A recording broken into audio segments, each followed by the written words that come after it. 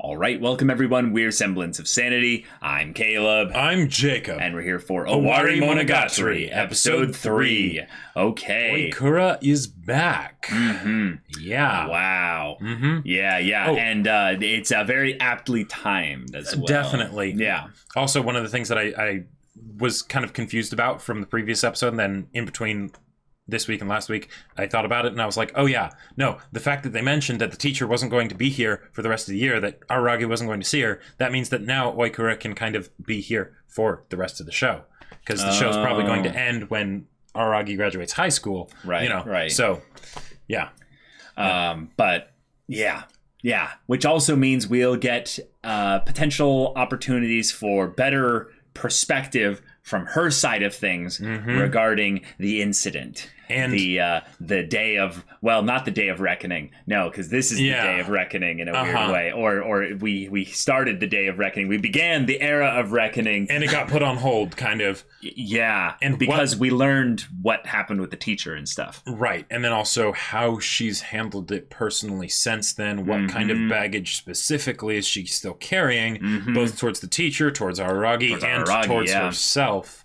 So I have no idea how that's going to go, but I'm really interested to see. But we're going to get some characterization for Oikura, and some serious ones at that. I'm almost like 100% sure that this is going to be like Oikura, because she's introduced like now, basically, and like completely new character as far as, as far as like, not linearly for the characters, but for us, She might have changed a lot, yeah. So y'all, without further ado, let's get into this.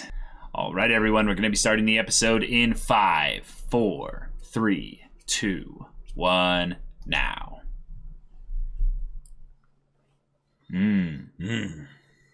Okay. Wow. Right.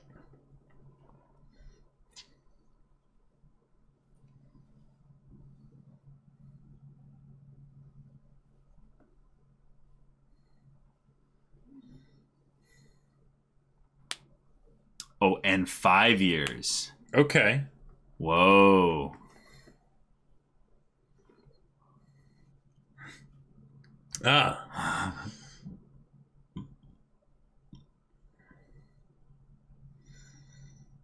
Whoa.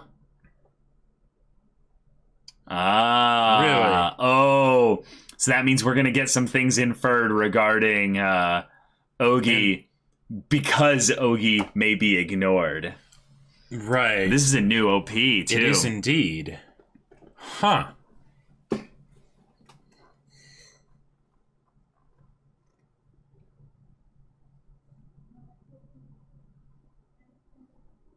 Whoa.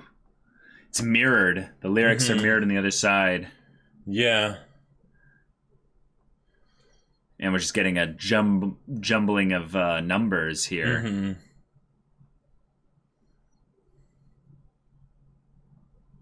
Whoa.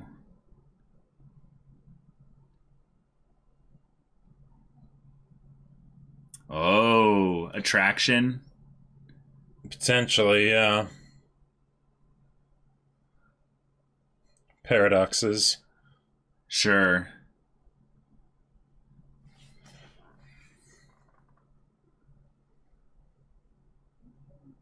Whoa. That's trippy. Yeah, that's crazy. That's trippy.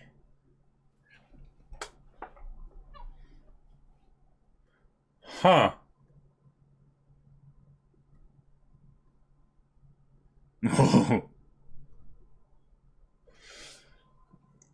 Okay.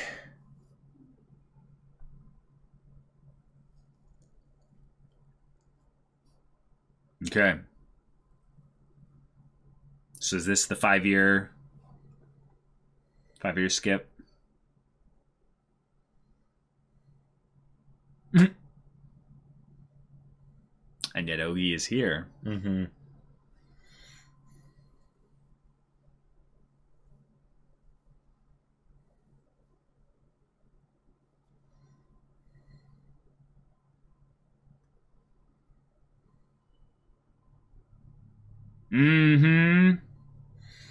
I was literally commenting on that.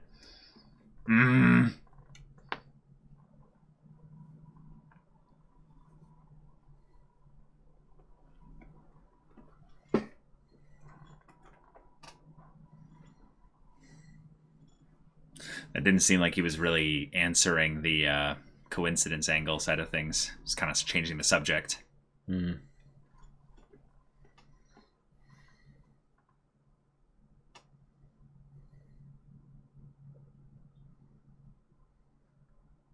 Oh yeah, oh yeah.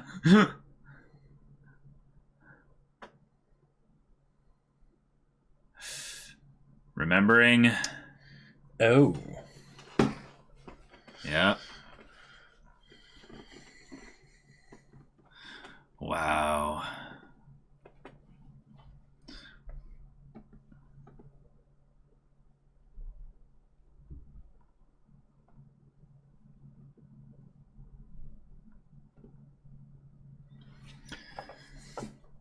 Sure. Very kind of you, Hanakawa.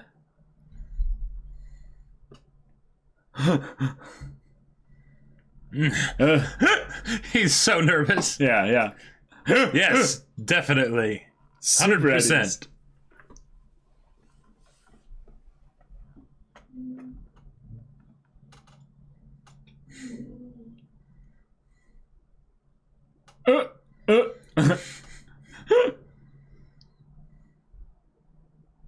That's very specific.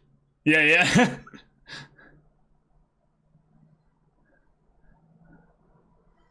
Which were...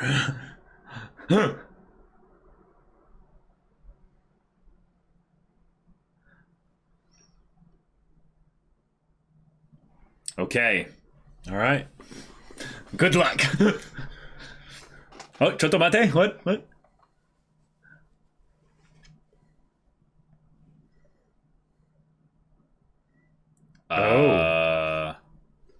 Oh. Okay. Yes. Stay with Hanakawa.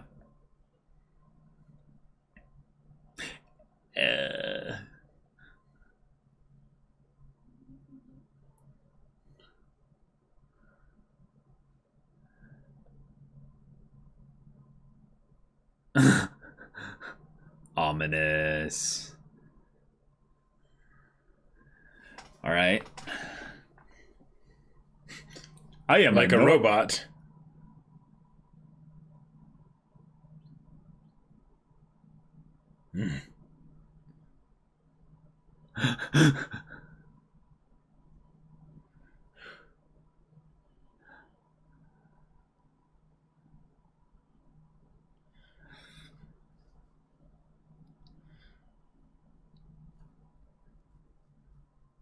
Whoa. Oh boy.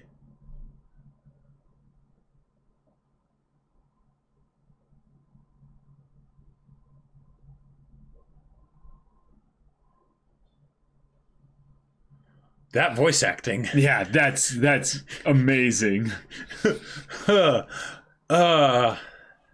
Number 2 Araraki. It's very happy.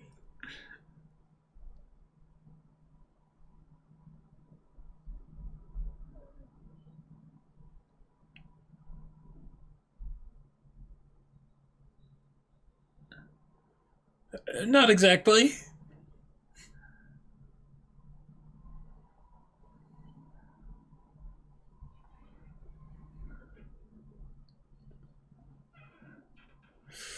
No, I was thanking you for the words Yeah. you're saying right now.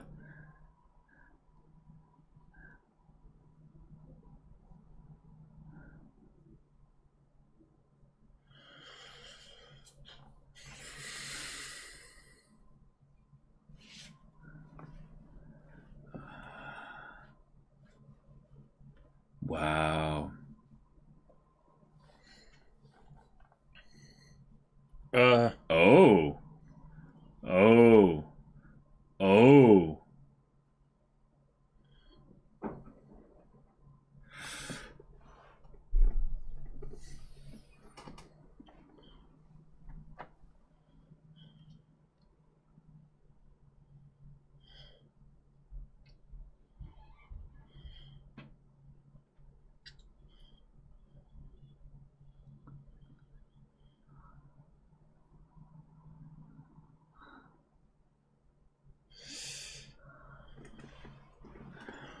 Okay, jeez. Well, then you really don't know Araki very well, do you? Mm-hmm. Of course not. She never met the man he's become in a lot of ways.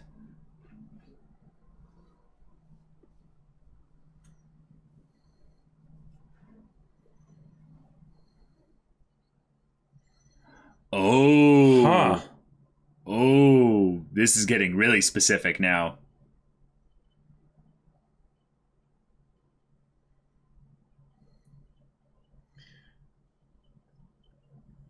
Whoa.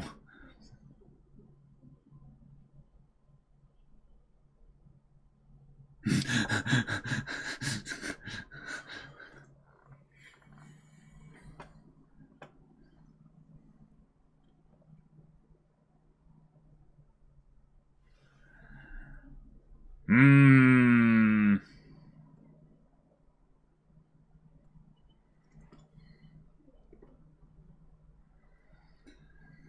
Oh.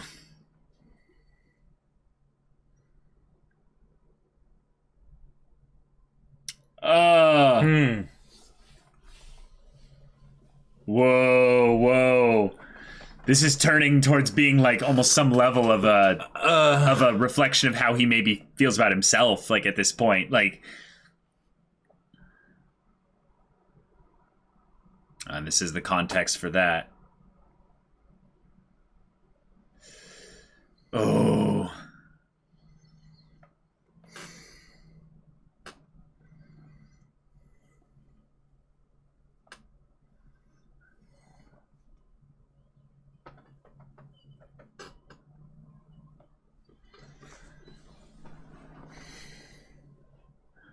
Holy crap.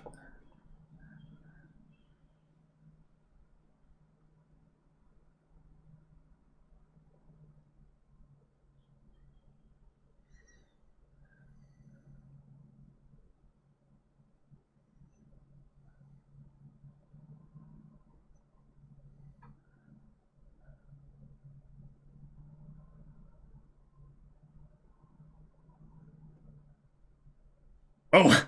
Oh, oh no! Oh, oh, oh, oh, oh.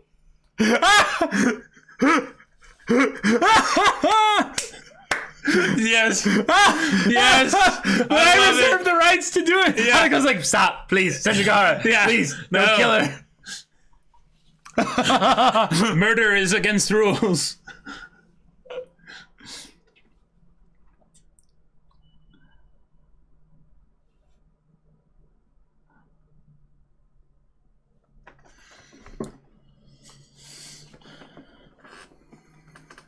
Oh, this is so good.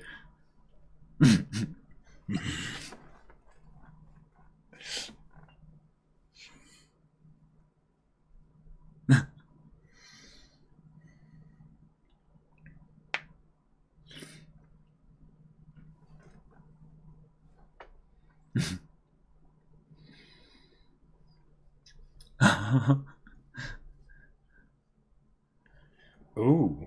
Ooh. Yeah, thank you.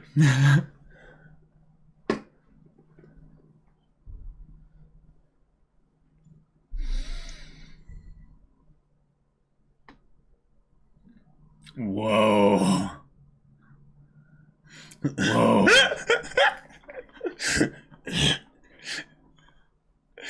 Oh! Boom. Senjugahara just shows up and just Yep. steals Shuts the down. scene. You wore the wrong shirt, Caleb. Either one would be fine. Oh! Oh. Oh my gosh. Sorry, it was instinct.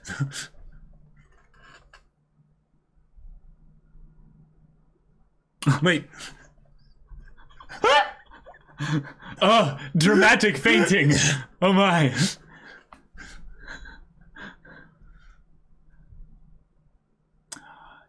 Yeah. Yes. Uh-huh. Yes.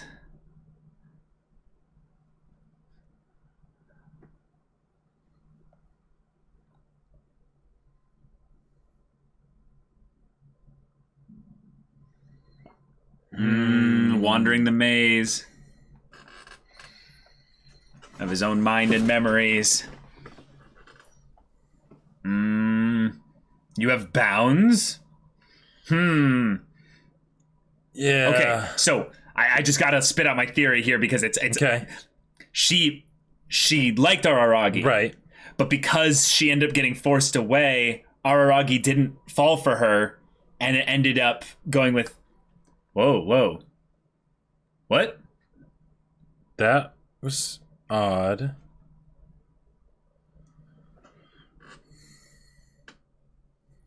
Oh, it's math flirting.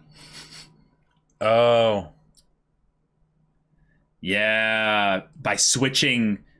Yeah, the 1 in 3 that you switch, and yeah. Uh-huh. This is cool. They're teaching this for everyone here, but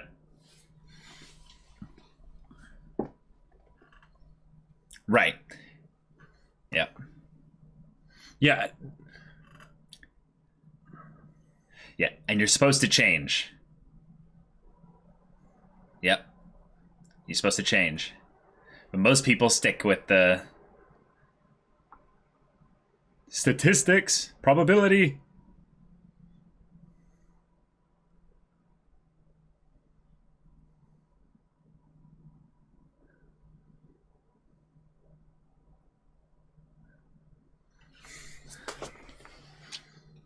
Right. And now we get the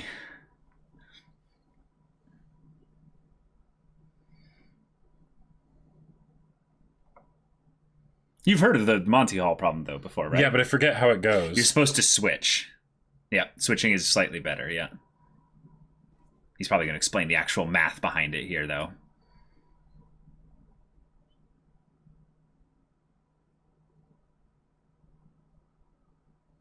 Ooh, a map. Meet me here kind of thing.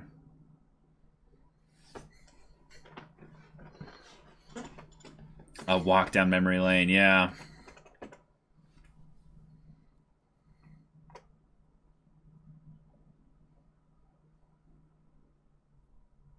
Oh.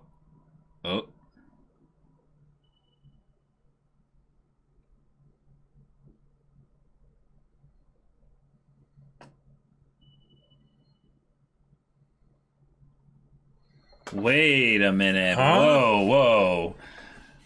Sengoku.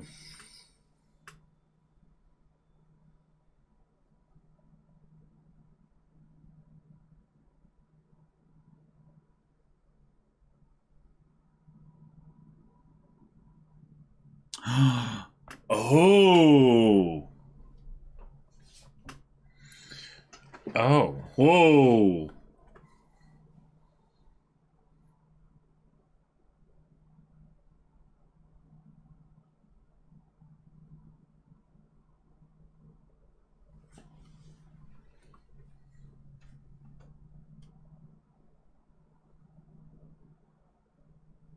Oh, I'm getting some vibes, man.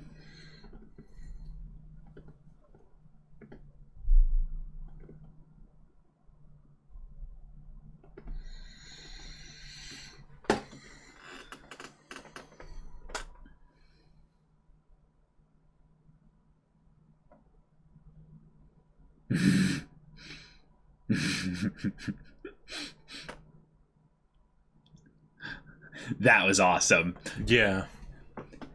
Because what I'm getting the vibe, Aragi doesn't want to go in here subconsciously. Right. But because Ougi is tied to his subconscious in a lot of ways, Ogi's like, nope, we're busting right in here. Let's do this. Yeah.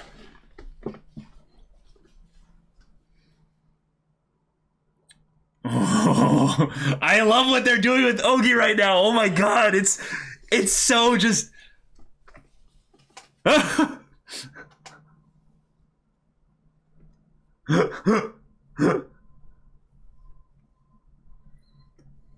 Oh my god.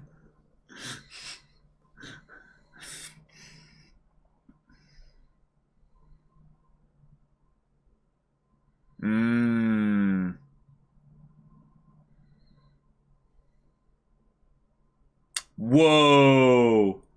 Whoa.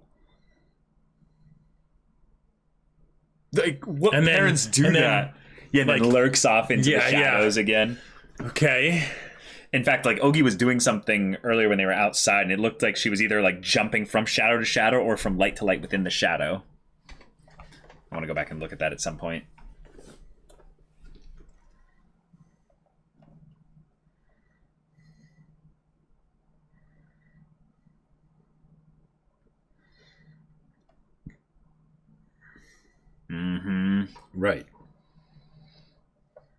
Right. Right. Okay.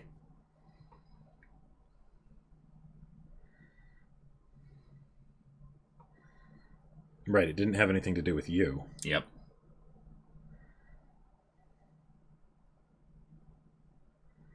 Potentially, yeah. Right. That comes from before with the letter. Right.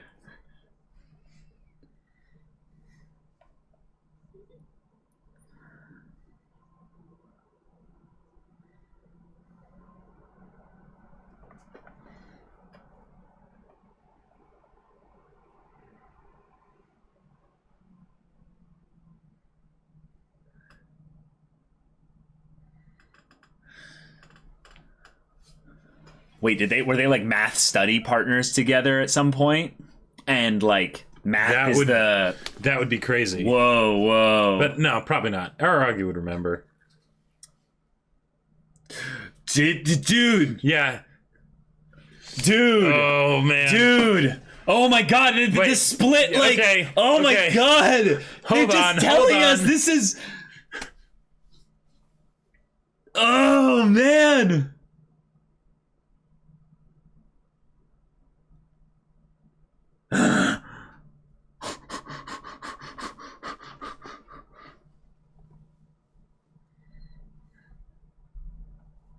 like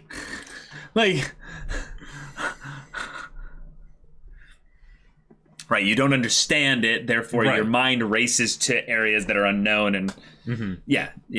Okay.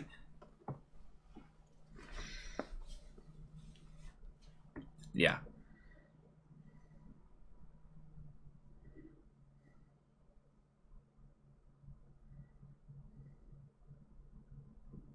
Araragi must remember.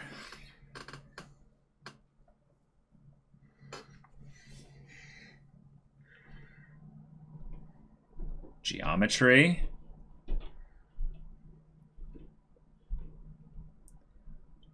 We use that.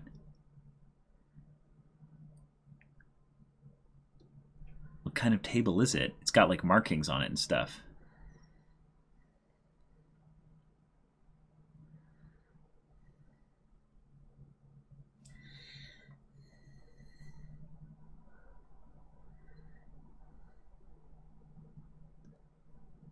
Did he and her have like a little hideout and they would just hang out together?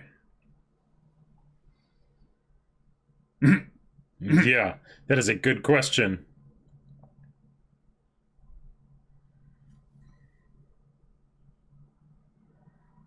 This is all happening inside your head. It's like when you ask yourself the question, you know, and it's just like, blip, it just pops up, you know? You can't say, don't think about elephants, but elephants, you know? Oh, wow. Oh, my gosh. Dude, like... Okay. Like, at this point, it's like... Like, I feel like I'm flowing. I feel like I'm getting it. It's just going. I feel like we've been in that state for the past long time. But not just this arc, but it's still it's getting more like side of our reach. Right. Barely. You know how you see a silhouette, right? Uh-huh. And then you start to see the fuzzy pigmentation of like specific things, right? Usually around the edge, yeah. Right, usually around the edge. but it's those hard lines in the middle of the silhouette. That's what I feel like I'm seeing now. So I'm like, oh, I can read this. And oh man.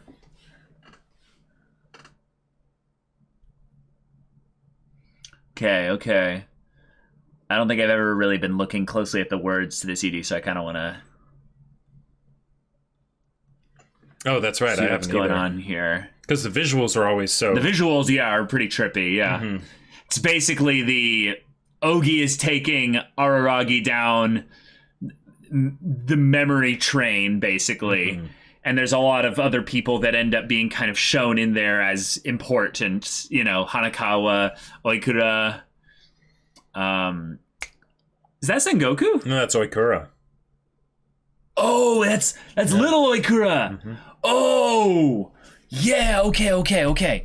All right. Well, this gave us, I would say, quite a bit, and yet, in some ways, because Oikura is so laser focused on a specific aspect here of her character, it also simplifies things quite a bit. Yeah. Oh my god, Oikura. Yeah. This episode, I am going to need to rewatch a lot. A lot. I feel like this is one of those episodes that is probably going to be higher than most Monogatari episodes as far as rewatch value goes. Okay. Because they went into so much stuff here with Ougi. The stuff with Oikura, I feel like, is a lot more like you said, laser focused. It's very kind of straightforward, even though it's very complicated. Well, right. It's we don't know because Araragi doesn't either remember or doesn't want to remember. Right. Yeah. But there's the idea that she probably liked him, and. Yeah, or at the very least had something in the letter that was of such import, right? And he ignored it. Whether it was just the puzzle that led to maybe helping him, shift his brain in that way, so that way he would be better at math or something, or the fact that it led him to this place where. I don't know, was that like her house and she lived there with her parents and stuff, and like they would do, like you were saying, study together or something like that, or what? Like she claimed a lot of influence in the story, in the meta narrative, if you will. What her character seems to be the thing of is, I don't like people that claim that they're self-assured, that they basically did everything themselves. Right. And what's really cool, I was seeing like really emphatically in the scene where it's just Araragi and Oikura, was that this felt like Oikura was being used in the story to point a laser dot focus really on a specific aspect of Araragi's potential self-hatred regarding how the events of the past took place. And it would make sense that Oikura would be the vessel voice to speak all that stuff, and that obviously it could be taken other ways, but from Araragi's perspective, that's some way that he could end up taking it because of his own perspective on the past events and how it links up like that. However, she really doesn't like Araragi now. Like, that's something that is complicated because it's not just so simple as I don't like you. It's it's active hate. Active hate. It's I hate that I hate that I hate and I hate hate. I hate hates hating of hate. Yeah. Like that line right there is right. A mouthful for one, but also it's because the idea of her hating Araragi, right? In order for you to really hate someone or something, there has to be some aspect of it that resonates with you in that negative way, right? Where it has some attachment to you, or something that you have attached yourself to in some way that causes you to have that kind of visceral negative response, right? Okay. You don't just have those for no reason. And I mean, you do. I feel for you. Because, I'm saying people could do that, but if they did, holy crap, that's... you can usually track the genesis of it somehow, or there is a genesis there even if you aren't necessarily aware of it, right? Yeah. So the fact here that line in particular, I feel like it's important because it talks about how there's the idea that she also kind of hates herself. She has that same self-hatred that Araragi probably has, right? Yeah. But as far as how it can be resolved and how deep it goes, clearly it goes deeper than we originally thought, and deeper than Araragi originally thought. But. Well, that's the thing. In terms of originally thought, that's something that's really interesting with Araragi here. She is literally the beacon of saying, look at your past. Please look at your past. And Araragi's like, I don't know about that. And then Ougi's the conductor for the train that's like, sorry, we've already departed. Sorry. Yep, this train is already going that way. There's you no have brakes, no choice on the matter, and I have some things to say about Ougi. Holy crap. But with Oikura, we get a huge insight into not only that she had a connection, a relationship, a friendship, what have you, something with Araragi in the past. And that was sundered because of their math school competitiveness. No, because of the situation where she left. Regardless of if it happened before that, there is no possible opportunity for a close relationship between them because she wasn't going to come to school anymore. Oh yeah. No, so I'm saying that at least at that point, that cut things off. And that kind of adds maybe a little bit of context to the line of sort of saying because of math, Sure, but there's also a very good possibility that it was cut off before then for something that Araragi isn't fully aware of. Right. Because she already hated him before that whole thing happened there. Yep. However, in order to still hate someone that much, like you were saying, there has to be still some attachment to it. Right. So it's not just so simple as she hates him. In the same way in the present, it's not so simple as just that she hates him. And even the fact that her hatred seems to have been compounded on, granted, there's a lot of stuff that's happened that's probably caused her to become very, very bitter and things like that, right? Yeah. But that means the attachment is at the very least still there, if not in a maybe twisted way, gotten stronger over the fact of all of the hurt that has happened, whether the hurt that Araragi is maybe aware of and also the hurt that he's not aware of, right? Okay, like what? Like, well, I'm not sure. I feel like being gone. I mean, no. What's the stuff that he is aware of? Well, he thought it was the whole situation 2 years ago, but then there was, I think it was Ougi that pointed out, yeah, but she hated you before then, and she came here specifically when the teacher left. Right. So that means she probably knew that it was because, the teacher was there that she wasn't there, or that she left in the first place, which means that she knew it wasn't your fault, right? Which means that she can only really, because there are only two other variables involved that could be the object of her frustration, that the teacher and herself have in her mind drawn the most of her ire. So the idea that she comes back here not frustrated at the teacher, but because Araragi shows up and he looks just fine about this, and he's kind of doing the, hey, I'm playing it off. He's kind of being a fake, if you will. She's like, wait, like, this is how you're choosing to interact with me? And and if there's that, because that level of hatred that she's leveling at Araragi because he seems to be doing well is basically saying, I hate the fact that I'm not doing well. I used to be doing well. I used to be doing super great at all these things. I was class president, all that stuff. Which the fact that he was class president, I find that interesting because Araragi's not class president. But basically the idea of she's looking in a mirror, right? She's they looking, both are, yeah. And the way that she was drawn this episode was very interesting. I feel like it helped communicate that mirror aspect really well, but it was creative, shall we say. Yeah, the scenes with her basically going on her monologue led to just some absolutely chilling imagery.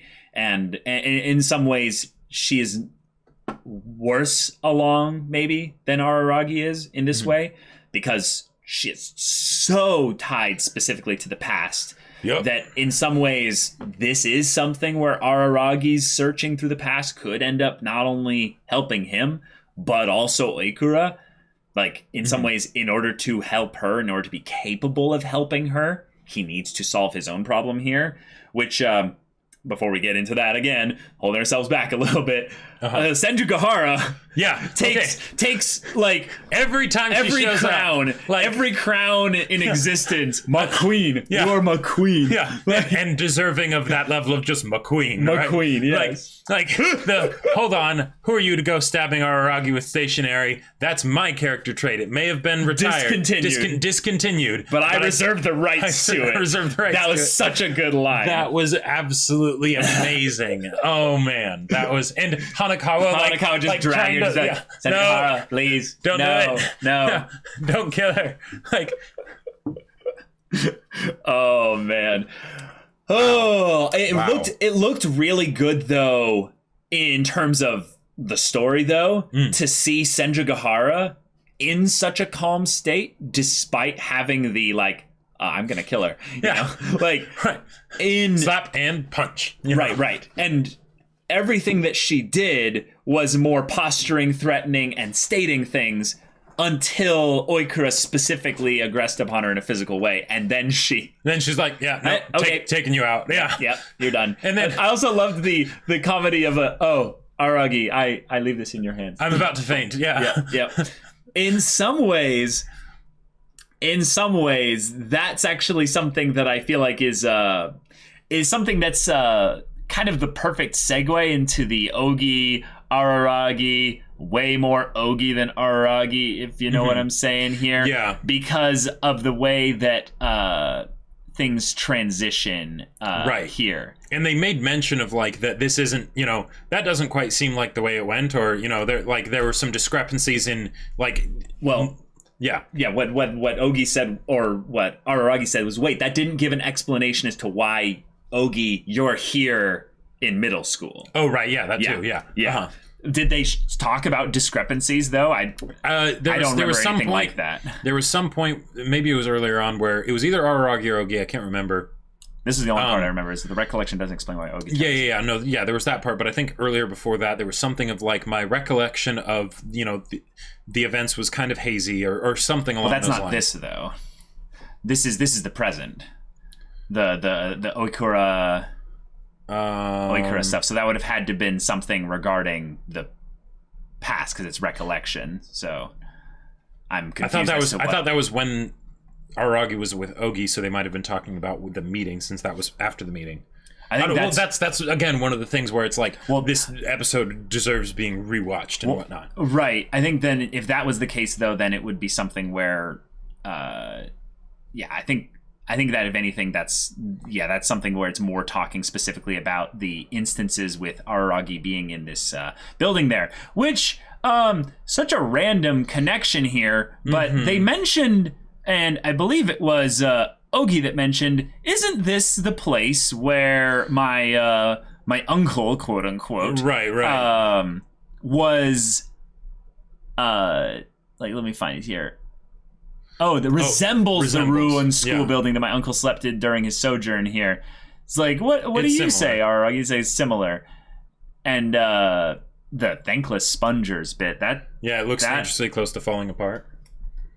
Right. But the idea that thankless spongers, is that in relation to then, like, that's Araragi's thoughts, and then is that in relation to it looks dangerously close to falling apart because of thankless spongers? I think so. Or is that in relation to it looks similar to this building that Oshino was in, and then thankless spongers is relating to anything from the stuff that was in that actual building? I doubt it. I don't know. Yeah. I just feel like this whole bit here with Ougi is just basically the point that now I'm in control. Like, that's the whole vibe I got here with. She's Ougi. driving this car. Yep. And I think that basically just kind of puts the nail on the head here. Araragi in some ways has been his own aberration, if you think about it. Like, he became a vampire, you know? Sure. Like, And from a meta perspective of the story, it totally makes sense, because if it's about stories of people dealing with aberrations that are, you know, that shine a light on their internal situation, then if this whole show is about Araragi's internal situation, then there's an aberration there, kind of. Right. So in this case, I want to pose a question. Is Ougi either Araragi's aberration or a manifestation of what aberrations is through the perspective of Araragi? And that is why Ougi changes slightly when Ougi is in different instances with other characters. So Ougi is less specifically personal to Araragi, which I don't really feel like works entirely. Yeah, because Ougi crosses over to have elements of Araragi throughout all the interactions, and that's with why others. So that's why I'm really not sure, because I feel like because it makes me think of that it's the void darkness, you know, thing or whatever, but that seems too simple. That seems too straightforward and pre-established and impersonal. Right. Yes, exactly. This is a completely different aspect of that. So even if it is that, this is something that we've never seen that thing do. But then so if it was something specific to Araragi, then what about the other people? Right. So I think the logic of this is that Ougi is Ougi. Right. But Ougi is not complete. Yes, exactly. But Ougi is not impersonal entirely. So do you say this in a positive? Ougi is somewhat personal. And in order to be somewhat personal, that in my mind connects the tie of not just like responsibility or ownership, but the idea of origination. Ougi is not human. Ougi is not some like Ougi is not some fully literal. Ougi is tied to Araragi. Yeah. And I think what this episode is showing is that it's not just the separate entity ghost of Christmas Past guiding the person along and being like, here, I'm going to show you stuff. It is no, I grab you by the ear. Right. And I kick open doors. I drag you. Yep. It has that dark nightmare dream element where you're like, and you're suddenly in an environment that's personal, that's got maybe some pain behind it. Right. And it's like, no. We are going to explore this. And the idea that he is engaging, talking, like actually like getting questions asked of him from Ougi that he automatically answers. Like this is his internal state. This is who he is internally. Right. Yeah. And yet there's things like Ougi seeing Sengoku's shoes or shoe locker and then just disappearing for a second. And it's like, wait, is that when Ougi went to Sengoku, and that's why Ougi was like, oh, I guess I'm doing this out of order, but whatever. You're a side story basically anyways. Wait. Because in Otori, when because there was the part at the beginning where it's flashing forward to her being full Medusa and fighting Shinobu and Araragi. Yeah. And then it goes to her running into Ougi. Or Ougi having the bike, you know. I feel like that, if anything, has to be its own. Like, I know what you're talking about. That was a really important scene. But that one has to be somewhat separate from this, because this is like its own kind of, you know, exploration outside of time and space, just kind of looking through memories right now. Like this. No. Yeah. Right. But as far as the breaking up of it being like personally tied to Araragi, because there is that personal tie, but then there's also that other factor of going to the other characters and whatnot. Well, that's the thing is that in some level, like, Ougi is Araragi.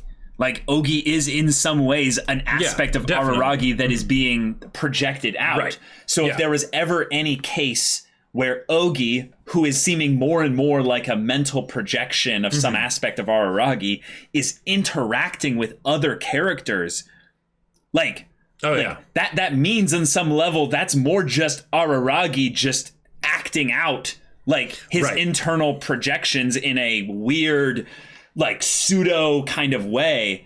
and yet, like, in some ways it just doesn't.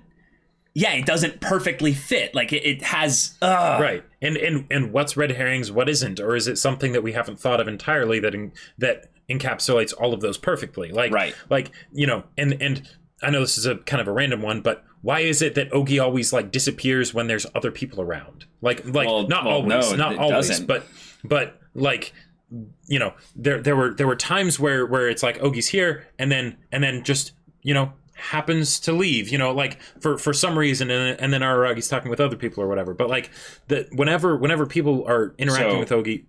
Okay, sorry, go ahead. Go for it. Okay. Have we actually seen Ougi, Araragi, and anyone else all at the same time on screen together? The one time that we did was Yotsugi in the previous arc. But Yotsugi was not in the conversation though. Right. So exactly. So I think what it is more specifically is that Yotsugi could like tell. Probably. Yotsugi could tell that, you know, Ougi was over there. Like Yotsugi was like, "Oh, there's the big bad, you know, there's the there's the big threat." Mm-hmm. But in the only other time I think where it's even come close specifically was the Tsuruga introducing Ougi to Araragi. Oh, way yes, that's back true. when. That is true. But because of the way Araragi responded to that, Ougi was someone that he already knew. Someone where he was like, no. Like he had this like apprehension, recognition, and just like, oh. And I think what it more basically is on some level is that when he has to deal with who he is, he has to reconcile his past and his nature and who he is. He goes into himself and consults Ougi, and he needs to have a little bit of a heart-to-heart with himself, basically. Oh. So when he does this, he's exploring his own psyche and what have you, and Ougi is basically the darker version, the side that basically gets to collect all the baggage and the pain and what have you, so knows all the answers, knows all the keys, and has all the history. So when he like senses this is an area that I locked away, Ougi's like, that's okay, I have the key. Bam! Punches through the walls. Meaning that at any point where Ougi is interacting with a character and, you know, Araragi's not there, like in some ways that's actually Araragi being maybe actually true to himself. So one of the other things that I think is a bit interesting here is that Ougi wasn't in the story until Hachikuji left. Now, there was the whole idea of course, right? Because that's, you know, like that's just how it happened, and that was part of the thing that made us think that there's the whole like the darkness, you know, all that stuff, right? However, one of the things that Hachikuji did was she was that person for Araragi before. She didn't necessarily bust into the deepest, darkest places of his mind, but she was that sort of friendly, like sort of what's the sounding Jiminy board? Cricket kind of conscience. Yeah, conscience and sounding board. Yes, like she did have the sagely kind of good wisdom that would like pop out at moments. It's in some ways that's kind of what Tsukiji has kind of become. In an interesting way. Yeah, Tsukiji does that sometimes, a lot more recently is my point, right? Because there's no Hachikuji. Yeah, but if Ougi is in some way, shape, or form some aspect of Araragi's subconscious or mind or psyche manifesting itself, it makes so much sense that he would start doing it now, not just because of the whole darkness portal thing, if it does have something to do with that, but because the person that he used to do that with is not here anymore.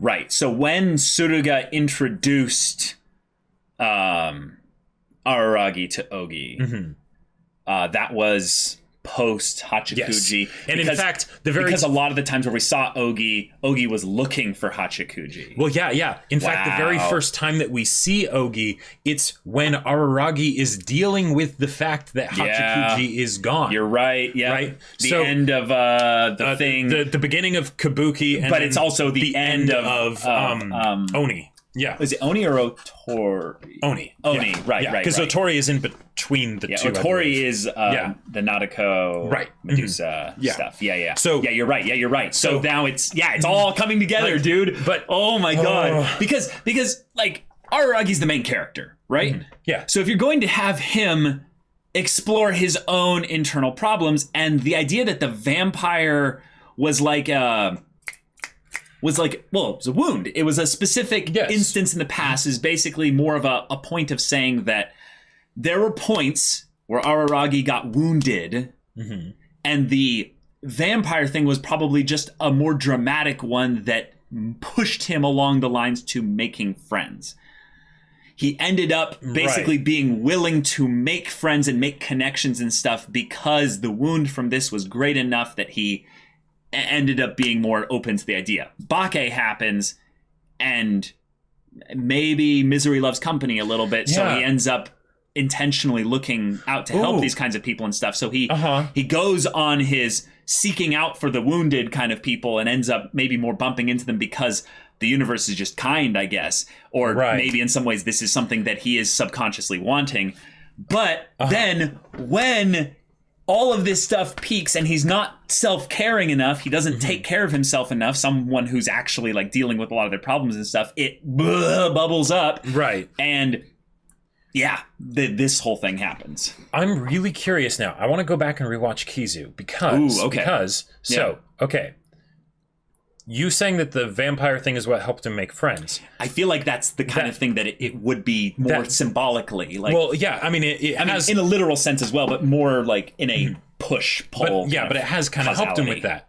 Yeah. And in Kizu, at the very beginning, before the vampire stuff came up, he had that chance encounter with Hanakawa, right? Yes. But then he ended up just going out to buy the porn mags, and that was essentially that. And then the vampire stuff happened. Yeah, nothing happened from his theoretically encounter. Yeah, theoretically that could have been something that completely, it was just a chance. It could have just been a chance encounter that was left at that. Right. Because I want to check to see if the next time that he met Hanakawa was at night, because I think it was, and he was out at night because he was a vampire at that point. She was out at night because she didn't want to be at home. Right. And that was how the connection went beyond just the, you saw my panties. Yes. That does concur in my head based on my memory. And then what does that sort of say, not necessarily in a concrete sense, but maybe in a poetic sense, about the idea of Araragi's issues also not being something that's wholly bad. The idea of the wound, and the idea that the fact that it happened is really important. Yeah, issues in and of themselves, there's no such thing as a good or bad issue. It's just an issue. It's a struggle.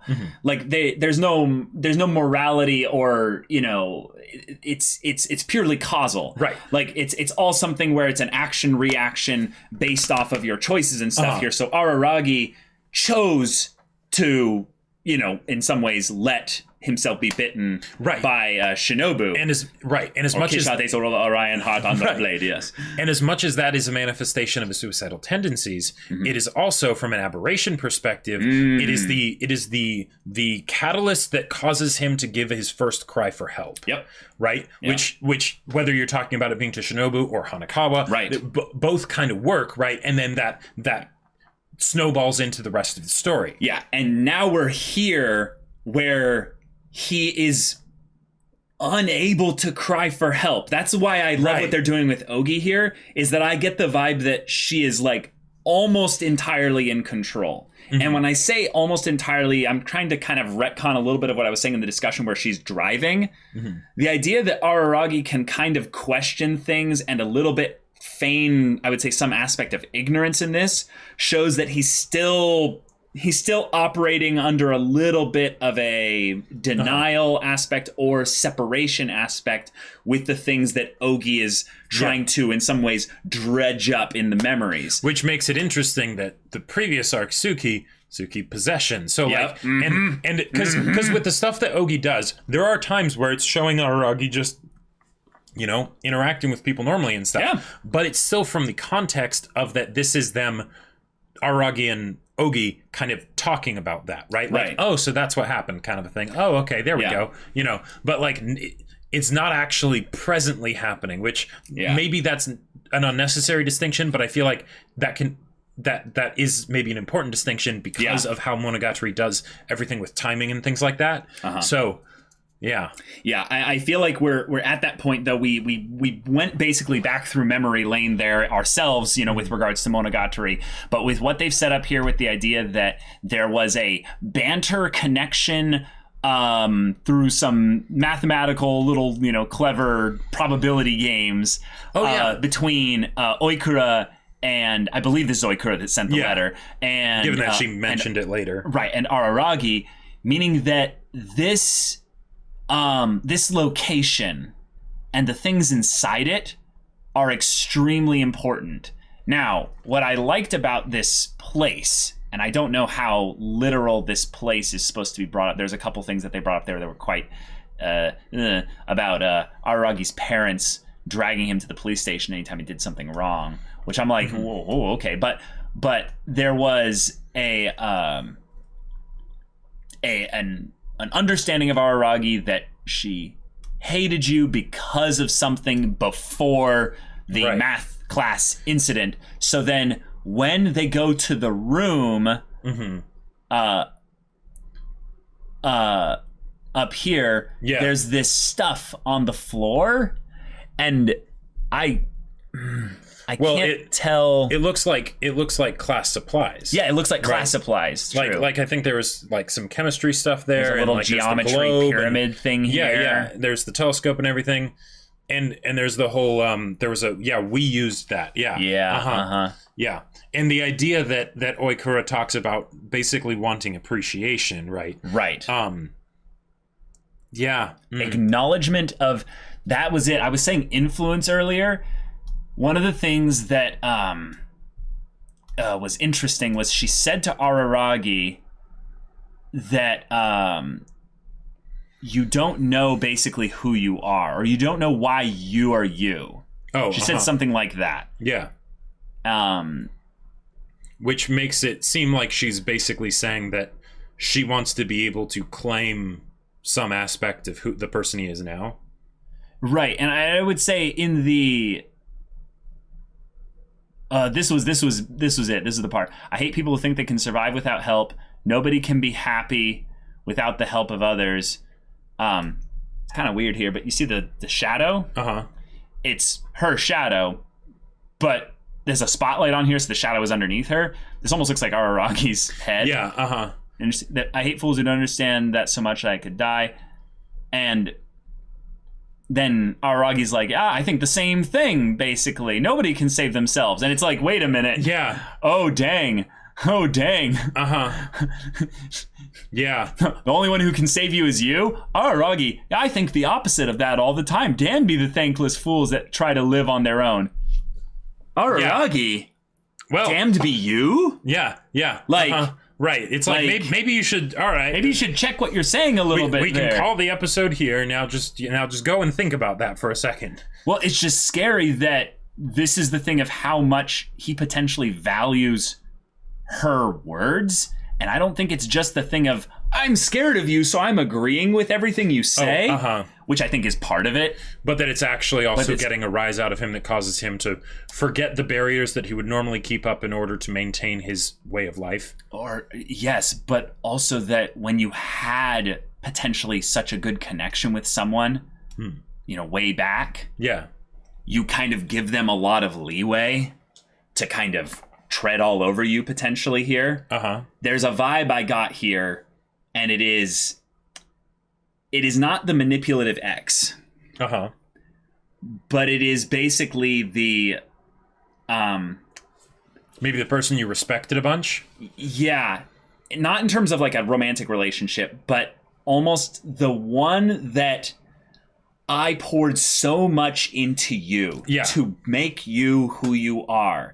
This is it. This is the parallel. It's a very twisted form of like a slave-master relationship.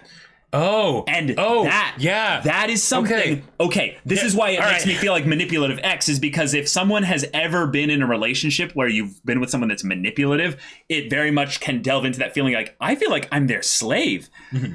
This is something where it's not exactly that with whatever they had in the past, but this is how it's feeling to him, to where he's like, now like, yes, master, I agree with everything you say. And what is happening as we're starting to see this with Ougi and Araragi is that there can only be one. Sure. And oh my God. So one of the other things that this is making me think of is so Monogatari likes to mess with tropes, right? Oh, okay. And mess with tropes in very specific ways. Be like, okay, you think a trope works this way, but what if it was in real life? Would it really work that way? Kind of a thing, right? Oikura has twin tails. She constantly talks about how she hates the main character, and she has now officially enacted violence against the main character with a random non-gun or sword object. You know? Exactly. Yeah. and also left a note in his locker that at first you would think it was a love letter, maybe, but no, it's not a love letter, but it was probably trying to still communicate something to a similar extent. It communicates that there was care. There was care. At the very least, she cared about him. Yep, exactly. Which feels very sort of, it's not like I like you or anything, Baka, right? Yeah. Now, normally, if you were to think about a tsundere in actual real life, or yandere. or yandere, right? But the idea that there would be some aspect of it where, that's a good point. With how obsessive she is about these kinds of things, it definitely goes into that direction. But the idea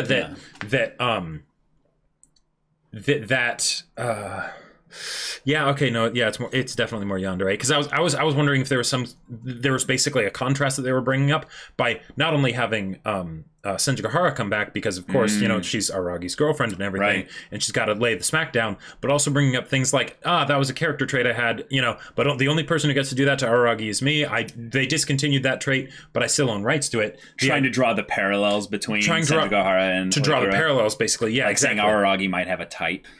Well, not necessarily. I'm sure he has a type. Yes.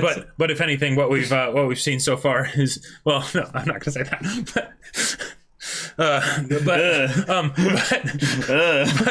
But that with the way that she's acting, Oikura, right, is that it's something where it feels like she kind of hasn't learned her lesson. Because one of the things that was so cool about Aragi and Senjigahara early on is that they very much helped each other, right? It wasn't just one person helping the other, right? And that's I feel like that's displayed here by the fact that Senjigahara was saying, no, I don't want anything more than that. I just want us to be able to go to the same university, right? And it completely makes Oikura flip out, right? Yeah. It wasn't the fact that that she was saying, no, I'm his girlfriend. I'm the one who can stand better than you, right? It wasn't that. It was saying that that's all I want, right? The idea of, no, of course you must want more than that, because So that idea of that sort of possessive ownership, it feels very very comedically meta, but also in a dark way, because it's being brought into a real situation, right? Yeah. And that level, that does feel a little bit like something where maybe the show is more playing with this trope of the idea of like, you found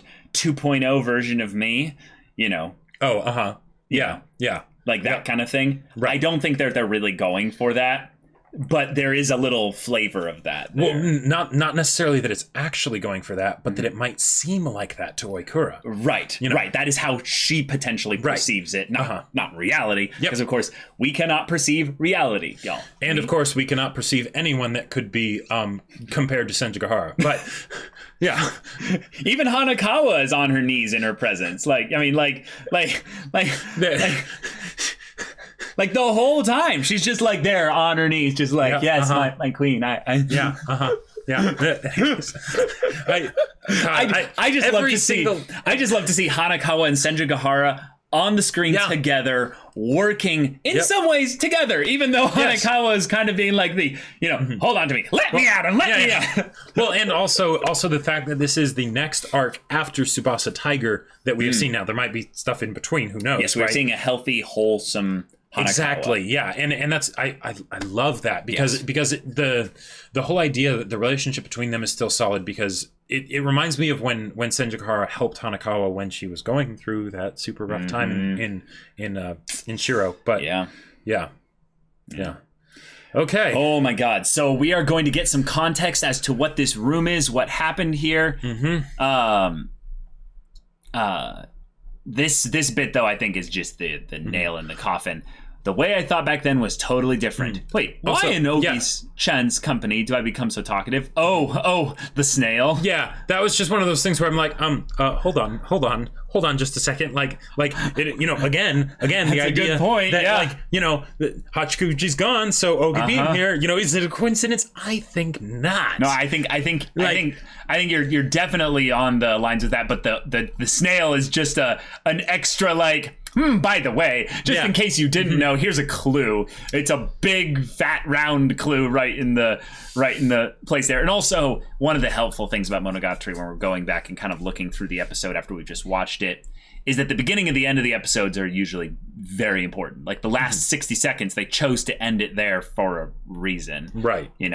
So, this bit there is just chilling. Why in Ogi-chan's company do I become so talkative? Shows Ougi. Even when I could lie or dodge the question, I answer truthfully. Yep. You know what?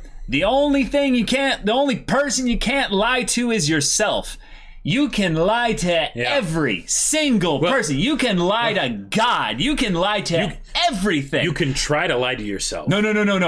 But you can't. You actually cannot lie to yourself. Yeah, that deeper part of you still knows, and it will kick down the door. Right. Like you can. You cannot successfully lie to yourself in the immediate bit. You will be aware now. What's the sad thing is that you're right in that. Eventually, you can get really good at lying to yourself. Right, but yourself can always come knocking and bust open That's true. Exactly what the situation is, right? Yep. Either way, I began my story of what happened here 5 years ago. A story of whom I met and what we did. Yep. A story of what made Araragi Koyomi who he is. It spoke of me. And then the eye, Jesus. Oh my God. Now, I gotta say, the imagery now of this place looks like more medieval and like a castle mansion of sorts rather than like the vampire place. Yeah, exactly. Right. So that's its own thing there. But this line here, of what made Araragi Koyomi who he is, has to be the callback to the bit where Oikura was like, you don't appreciate what or who made you who you are. Totally. So and in some ways, I wanted to bring up one little thing with this, and I'll have this, is that I think Oikura is actually also on some level trying to help Araragi. Now. On some level. Now. She is not in a good way. Definitely so she is not capable of helping him in a way that he will receive. Yes, and that is something she does not have the self-awareness of. So she... At the very least, let's say she has 1% self-awareness on that. Right. I believe that one of the most annoying, things that it's easy to hate yourself about is your own inability to communicate exactly what you mean.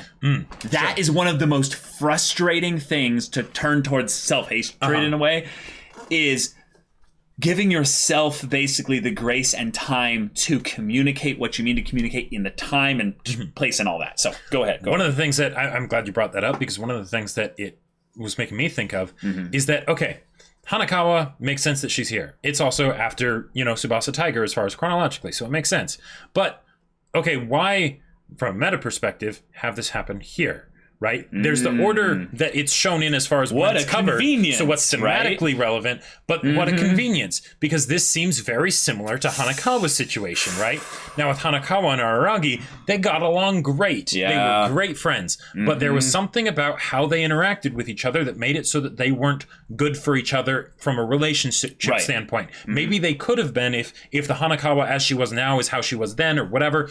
But or if Araragi just didn't meet Senjigahara. Yeah, exactly. Right. Like maybe that could have happened somehow, but personally, I think they probably would have stayed in that sort of stasis that they had forever, because there wouldn't have been some outside impetus that would have shaken things up and changed things. Right. They both have had to grow a lot since then. Right. So, But basically, Oikura seems like she needs to go on a different journey, but in a similar vein, if she did like Araragi, to what Hanakawa went on. Right. Completely different temperaments, right? Completely different temperaments, so it's a different battle, but it's still the same, like, battlefield, I feel like, right? Okay. And the fact that Hanakawa was there post Shiro, right? Is sort of like this great representation of that journey completed, having happened, yes, right? And that's something that Oikura hasn't done yet, right? Different people. She basically went into a time stasis of sorts, story wise, but also because Araragi can't observe anything there, so it didn't happen,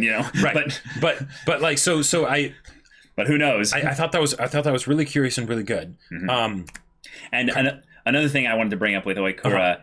Is that the reason why you showcase a character so dramatically in the introduction this way, when you're already doing things that are chronologically before this, is to showcase that she wasn't always like this. Yeah.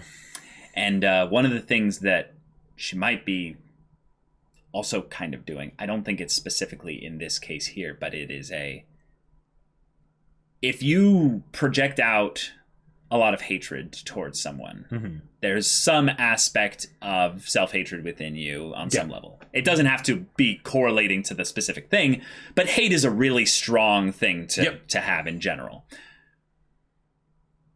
She wants Araragi to basically acknowledge the influence that she had in his life.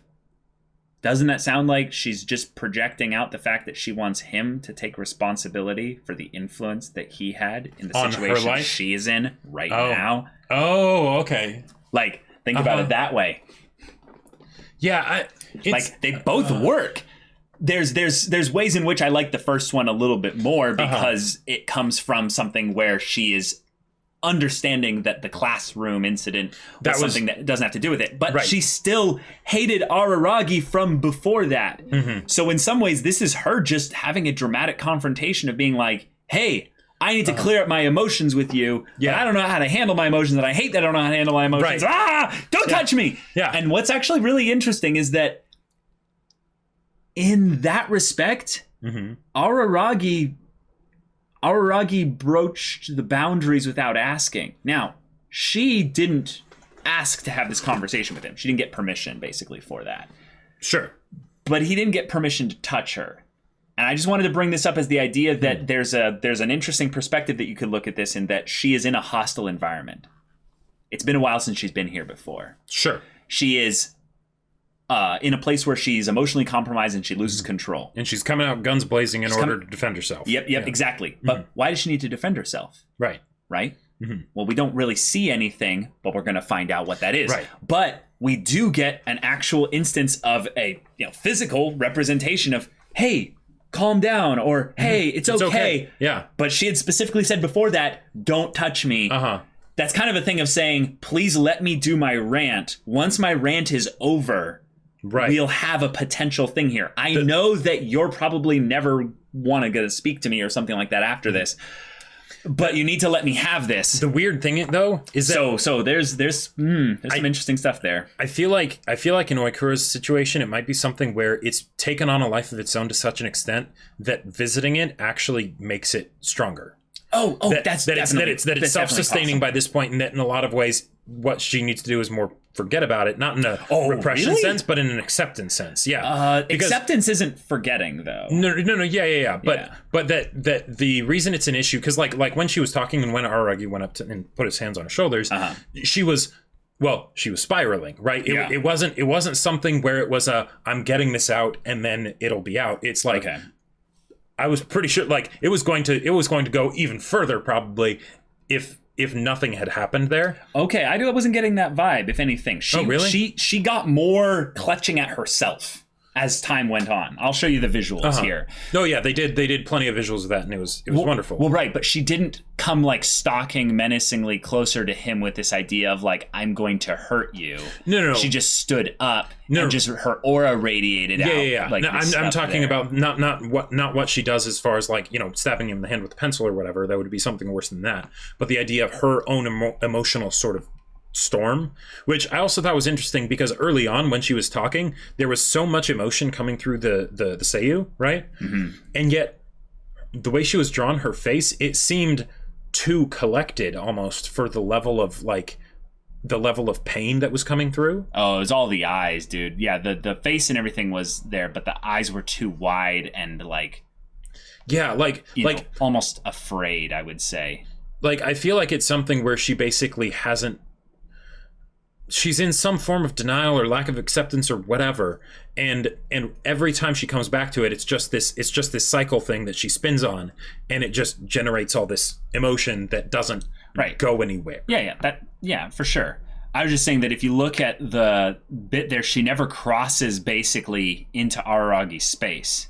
She stays there the whole time. Oh yeah, no, then, totally. And if anything, does the stuff that looks more kind of hating hates hate for hate. Yeah, right. It looks more typical yandere. The right. Like the breaking down psychologically as you start clutching yourself. Not right. It's not until that he actually like breaches the bit there that she moves in an aggressive way, which I just thought was something that's really interesting to bring up, because it's, I would say, like you were saying, it's subverting a bit of the trope in that she doesn't seem to talk about how she's going to relish inflicting punishment or judgment upon him. Yeah. She's just talking how much his existence with how he lives or how he thinks about things. She hates that so much. One of the things that I also thought was really interesting is that she specifically stabbed his hand. Now, his hand was the thing that was touching her, right? So it makes sense from that perspective. Of course. Yeah. But there was a part of me that the motion of it, that's the same motion that she would use if she were to stab herself. Okay. Because his hand was on her shoulder, right? So she's doing this, right? Like, yeah. And maybe it's more of a focus on the hate of the fact that he touched her, more so even than the hate for him specifically, right? Right. Or a more like traditional defense, I guess, because it's not going after sort of the more vital areas, kind of. It's that. Yeah. But with all the self-hatred and stuff going on, I just thought that was kind of interesting there. I liked this little bit too, where she stabs him with the pen. Mm-hmm.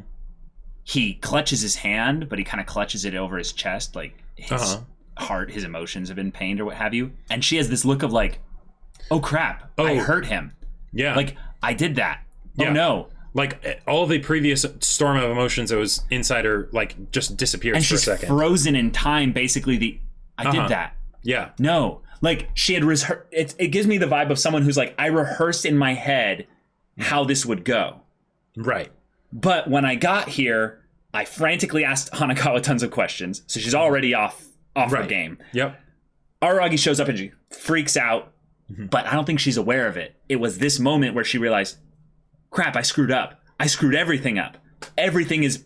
Yeah, and then immediately Senjugahara is there. Senjugahara. And it goes back into overdrive. Yeah. Right. Yep. So I'm really interested in Oikura and learning her backstory with Aragi here. So, y'all, this was a crazy discussion. I feel like I'm in it now. Like, this is like, if there's a flow of Monogatari that's been going on like since like the beginning of the show, I feel it. Yeah, I feel it so like violently in some ways. I feel like this could end up being one of my favorite arcs of Monogatari, which is weird because it breaks the cardinal rule of it revolving around a character that's just introduced for that arc. Right? Aragi. No. Yeah. Aragi's there too. But the idea that like it's just mostly one other character that's a new character. So it's mostly one character that we have connection to from previous times, Like it's not like Araragi and like Hanakawa or Yotsugi. There's Ougi too. Okay, no, that is true. That's probably one of the reasons why is that it's so heavily focused on Araragi, Ougi, and a new character there. So we still have the two solid previously existing characters. The rule of two. Yeah, exactly. And then in addition to that, we have Oikura, who is really good. Yeah. But holy crap, y'all. This is insanely good. So thank you so much for watching to the end of this reaction and discussion. Holy crap. Yeah. If you want to see the next episode's reaction and discussion right now, though, go check out the link in the description below for our Patreon. You can get on early access there, and any level of support gets you access to our Discord, where you can chat with us and the community there about this show, about anime in general, and you can talk with Jacob about the sci-fi novel that he wrote. Right. Battle Lines. Yeah, it's a thing. Y'all know it's a thing. It's on Amazon. Link in the description down below. Go check it out. Yeah, so if any of that interests you, we'll see you there. But until then, we're Semblance of Sanity. I'm Caleb. I'm Jacob. And we'll see you all next time.